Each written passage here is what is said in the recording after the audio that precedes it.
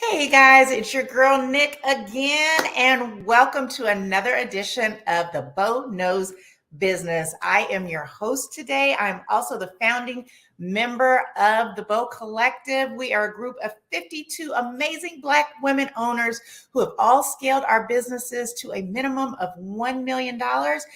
The stories that we share are both personal and inspirational, and today is no exception. Today, we are having one of my oldest, dearest friends. She is just a sweetheart, and we go back way, way back. Miss Ann Williams of RA Movers.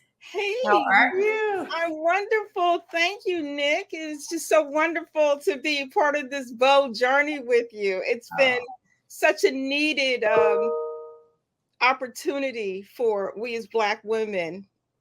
Well, I am just so, I love you so much. We have all been together on this entrepreneurship journey, but today I want to talk about you and you only. We are having such a great time with this podcast because we are really getting insight on some of the themes that help shape your life, right? You didn't just wake up one day and become fabulous, although maybe you were, like, you might have been just fabulous in utero, I'm thinking. But we want to share your story. We want to know about your upbringing. Where were you born? How was your family? And what early influences in little Ann's life, what did they look like? Well, I was actually born in Washington, Georgia. My father was an undertaker, believe it. Okay, yes, those were one of the main staples of entrepreneurship in the Black community, girl. Yeah. My stepfather was a barber. And so I had the advantage of having two amazing men in my childhood. And my mother was a registered nurse. Awesome. So I was born in Washington, in Georgia, and relocated to West Philadelphia, born and raised.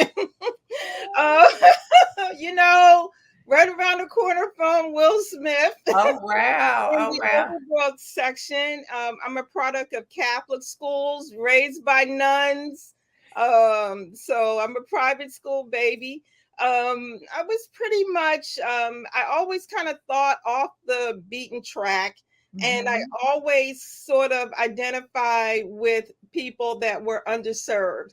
I got that from nuns early on, and I always wanted to be a little something different. I went to Millersville University in Pennsylvania, and I didn't graduate there. It was a predominantly uh, uh, not Black. It wasn't an HBCU, and for me, one of the advisors there said, you can really benefit from having the camaraderie of an HBCU. Okay. And I didn't exactly get it, so I transferred to the University of Maryland Eastern Shore, and I got it there. And I graduated. Uh, And so my major was English, and I initially wanted to sort of go into law, but I started reading contracts. and And then you were like, crickets. bing. So, and I'm a grandmom's baby. So I'm the Mhm. product of two really strong grandmothers who didn't have any more than a sixth grade education. Yes. And that's where I got all the loving kindness and the prayers. Yes. Um, but my business essentially started right off the kitchen table. I had a spouse that was working for designers delivering furniture, and I was newly married, and we seemed to never have enough Well, money. tell us what year that was, because so we got that first Oh my chapter, and gosh. now we got to keep it real, girl. So we got your entrepreneurial spirit. You got that just authentically from your parents, those early influences. You talk about, hey, we're kindred spirits. I was a Catholic school child myself. Oh my gracious, kindergarten through 12th. And girl, I barely know that our father. That's a lot of school. But I'm just playing. I'm playing Jesus. I'm playing Lord. Sorry.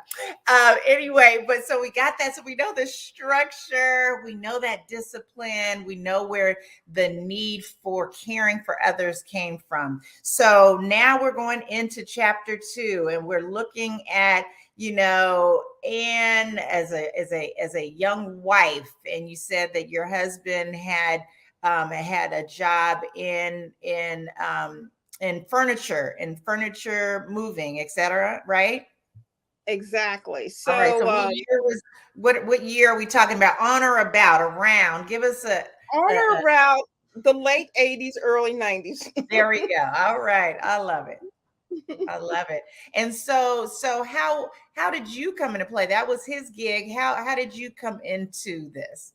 So I could see that he had the real muscle. And, he said, if I had a truck, I could really do something. And I said, yeah. And since I'm doing paperwork, I could do something too. Mhm. Let's run an ad in a local paper and see what happens.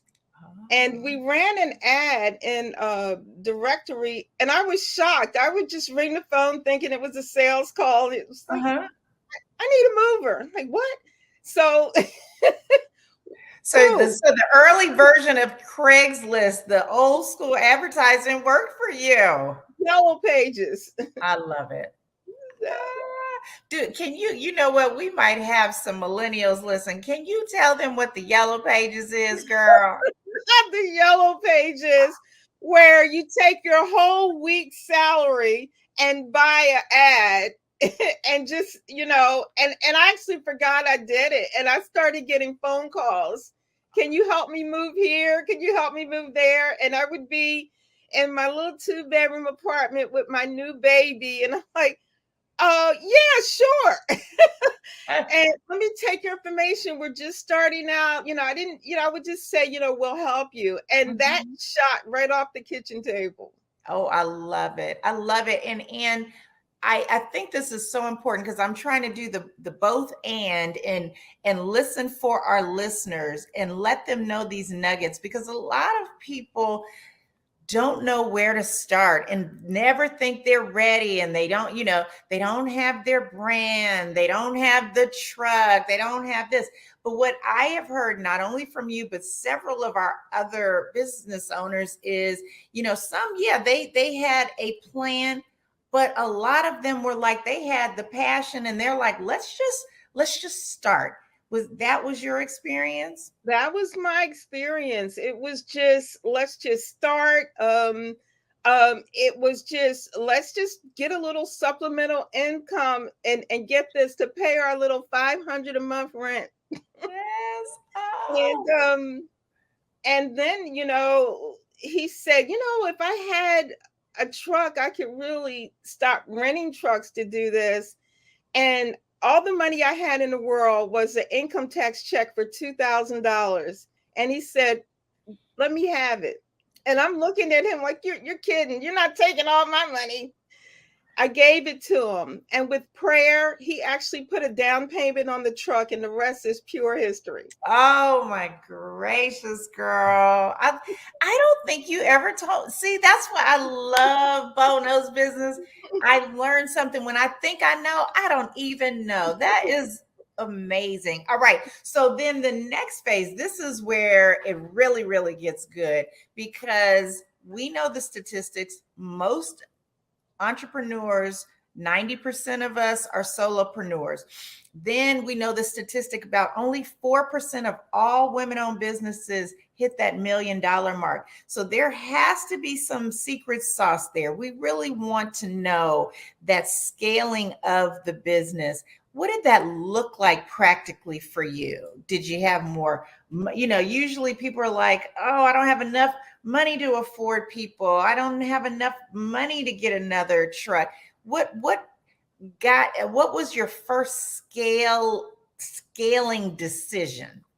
I think the first scaling decision was to take that job that seemed a little bit out of our reach and to realize that that was a problem because we really didn't have the resources to do it, but it was a good problem Yes. because when we got the job to scale, there were people that automatically jumped in to say, "Hey, I'll help. I'll subcontract with you. I'll do this." Because if you're paying them, they're Yeah. going to help you. Yes. And when you develop long-term relationships with people that you do a good job for, that's what happens. And in our case, we did a private move job for a woman that we didn't know she was the curator for a museum.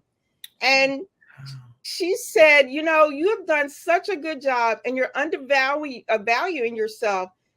I I have a museum that I'm the curator for. If you take this level of care and concern, you move the museum." And that put us on the map. Oh my gracious, girl. So again, kind of that faith walk, that, stretching out a little bit beyond what you can see, but believing that you can do it. And you're saying that other people, once you did that, they're like, I will chip in, I will chip in. I know a lot of people that I coach are always like, I don't want to tell people about it. They might steal my idea. They might steal this. And I always say it's the very opposite, is that you have to speak it as though it does exist. And people come into agreement with your vision. They come into agreement with your belief in yourself and your enthusiasm.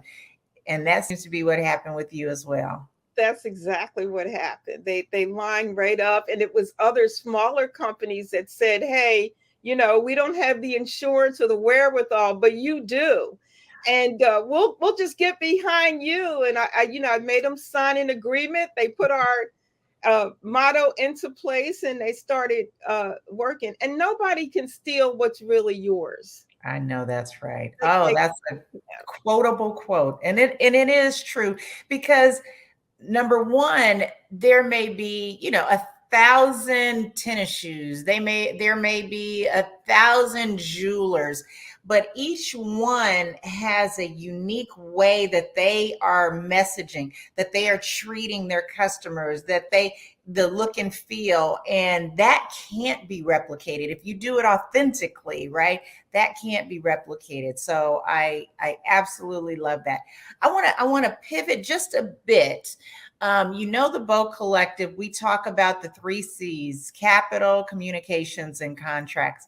I want to talk about capital for a minute, because our listeners out there, again, they are visionaries. They believe, but they also know, that it takes money to really scale businesses. What have been some of the challenges, or even, great experiences that you have had as a business owner with capital?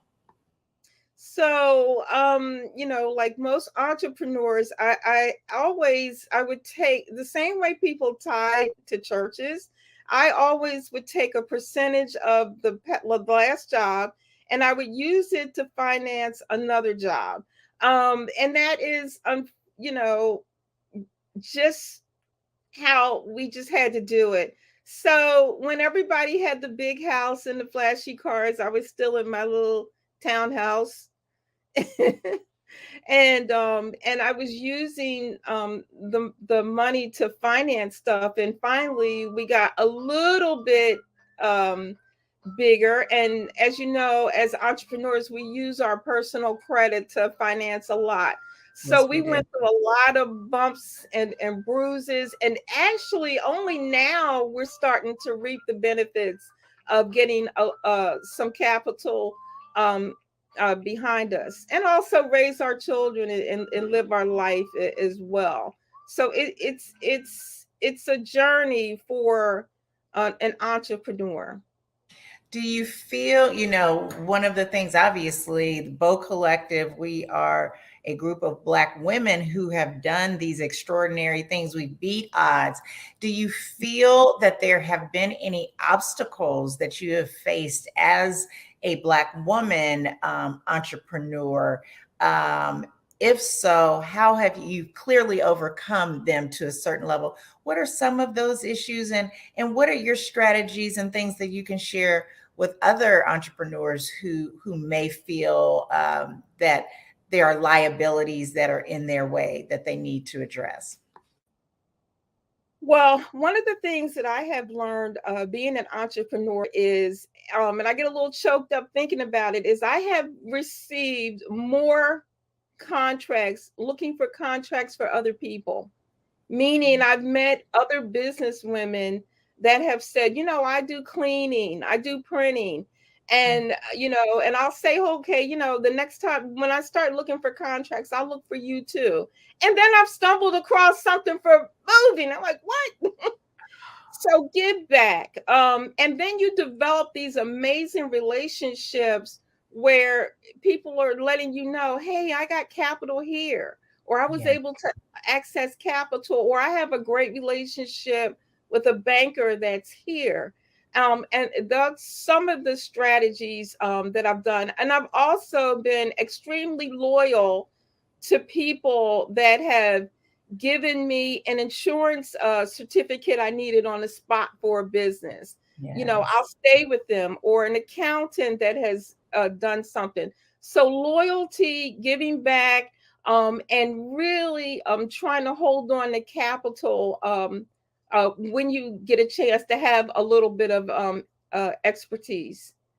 I love it. Those are things that are just good life values, whether you have a business or not. Being loyal to people that are good to you, saving for the rainy day, having your rainy day fund, and being of service to other people. I mean, those are just hallmark, hallmark good people things. And that is one of the reasons that I love you, adore you so much. You embody those things. You have done all of those things for me. Always been one of my biggest sisters, cheerleaders, ride or die with Miss Ann. Always, always. So I want to end. We have a few more minutes. I want to talk specifically about the Bow Collective.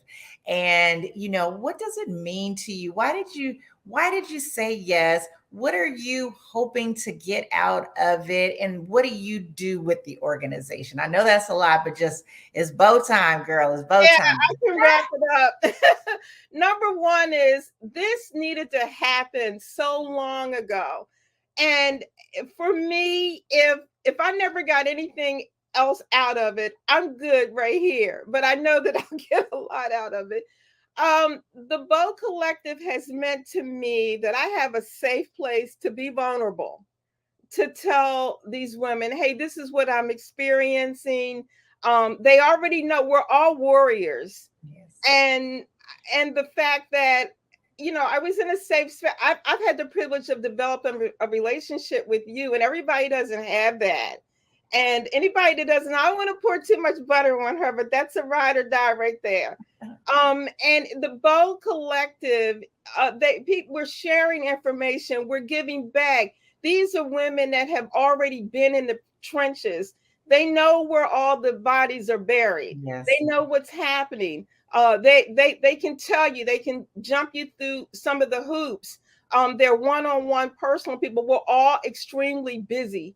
But this Bow Collective has needed to happen for a long, long time. And I don't know if you can see it, but I actually keep my bow, I see. my first bow thing up on the wall. Oh, I love But it. Love because it. this is an historical thing that will last for generations to keep it going. And other women are going to look for us. And I know a lot of people are trying to copy what we do. That's okay. We want them to do that Absolutely. because Absolutely. we're kicking the door down. And these are just amazing women. The Bow Collective should have happened a while ago, but we're here now. And I just can't say enough about it. I'm a fan. Oh, honey. Well, I get chills, and just knowing that we will forever be tied in this amazing sisterhood, and its foundation is really love. It's the values that you just mentioned, that we trust, we are of service to each other, we are looking out for each other in addition to ourselves. That's the glue. And I know that it will grow. And I absolutely hope that it's replicated because it's something good. All good things need to be replicated, right? All good things where we are being collaborative in our efforts, not competitive. When we are being of service, we're putting each other first. We're putting this organization at least standing it up against our other responsibilities because we all care so much for each other and what it means to have Black women come together for economic reasons, because it will be replicated within our communities, and we will say we were there. We were fire starters, and I'm so happy you're there with me to light this beautiful flame. Thank you, Miss Ann. Thank you so much. Yeah. Can I just leave you with one thing? How can people stay in touch with you? I know they're going to be beating down your doors, girl. Give us your contact information. Sure. Call us 410-888-9311 or RA Movers at ramovers.com. How about that? RAMOVERS.com. And you get in touch with us. Perfect. Thank you, sister. Thank you so much for joining us today. And that concludes, y'all. I'm telling you, these women are fire. They just light me up for the inside. They are my motivator. They are my inspiration to keep going, keep growing. I hope you got some amazing nuggets today. Please share, like, put your comments down there for Ann or any of our other sisters that you want to get good information on. Follow us on thebowcollective.org. Follow us on social media, thebowcollective.org. We can't wait to help you, to learn from you, and to share our secrets. Thanks so much for joining us again. Take care.